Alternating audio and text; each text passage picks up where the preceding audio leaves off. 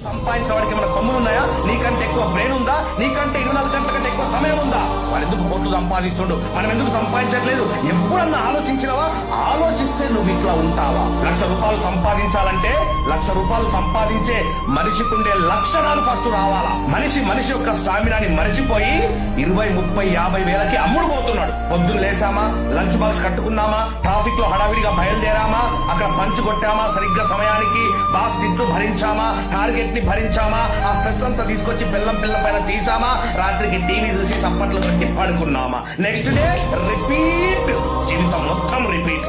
Rat race లో ఇరుక్కుపోయావు. కనీసం నీ జీవితాన్ని ఎలా బాగుపరచుకోవాలో ఆలోచించడానికి కూడా నీకు టైం ఇవ్వట్లేదు. అక్కడ బాగా మాట్లాడితే చాలు, బాగా చదువుకో బిడ్డ, బాగా సెటిల్ అవుతావు, బాగా చదువుకో బిడ్డ, బాగా సెటిల్ అవుతావు, బాగా చదువుకుంటే బాగా సెటిల్ అవుతావు అనే సెంటెన్స్ కరెక్ట్ అయితే చాలా బాగా చదువుకున్న మన టీచర్స్, లెక్చరర్స్ 30, 40, 50 వేల శాలరీకి ఎందుకు పనిచేస్తున్నారు సార్? మరి చాలా బాగా చదువుకున్నారు కదా. సంపాదించడానికి ఎలిజిబిలిటీ క్వాలిఫికేషన్ కాదు మిత్రమా, క్వాలిటీస్.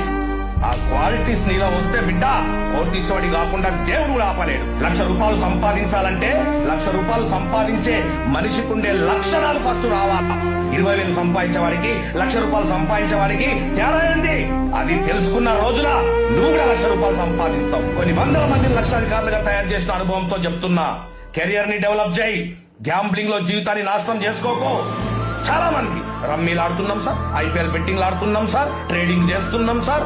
చేయొద్దని నేను చెప్పట్లే, ఇవన్నిటిని గ్యాంబ్లింగ్ ఫీల్డ్స్ అంటారు. ఇవన్నీ ఎప్పుడు డిమాండ్ లో ఉంటాయో, ఎప్పుడు పడిపోతాయో వాటికే తెలియదు. కత్తి పట్టినటువంటి ఫ్యాక్షనిస్టు కత్తి చేతిలోనే చచ్చిపోతాడు.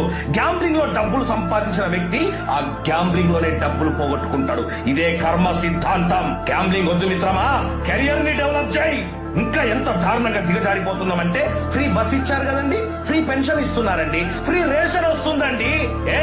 ఫ్రీకి అలవాటు పడిపోయినావు. నీ శక్తి సామర్థ్యాల్ని మర్చిపోయినావా? పరిగెత్తి పాలు తాగడం కంటే నిలబడి నీళ్లు తాగడం చాలా మంచిది. మంచం ఎంతుంటే కాళ్ళు అంతే జాపుకో బిడ్డ. ఏంటి పెంపకం? బిల్ గేట్స్, అంబానీ వాళ్ళ అబ్బాయిని ఇలాగే పెంచుతారా? అబ్బా సార్, వాళ్ళతో మమ్మల్ని పోల్చకండి సార్. వాళ్ళకేమైనా కొమ్ములున్నాయా? కోట్లు సంపాదించిన వాడికి ఏమైనా కొమ్ములున్నాయా? నీకంటే ఎక్కువ బ్రెయిన్ ఉందా? నీకంటే 24 గంటల కంటే ఎక్కువ సమయం ఉందా? వాడు ఎందుకు కోట్లు సంపాదిస్తుండు, మనం ఎందుకు సంపాదించట్లేదు? ఎప్పుడన్నా ఆలోచిస్తే నువ్వు ఇట్లా ఉంటావా? జాబ్ వస్తే చాలు సార్, జీవితం సెటిల్ అయిపోయింది సార్. ఎందుకంటే చిన్నప్పటి నుంచి మనకు జాబ్ తప్ప వేరే లోకం లేకుండా పెంచిండ్రు. కాబట్టి జాబ్ ఒక్కటే తెలుసు మనకి.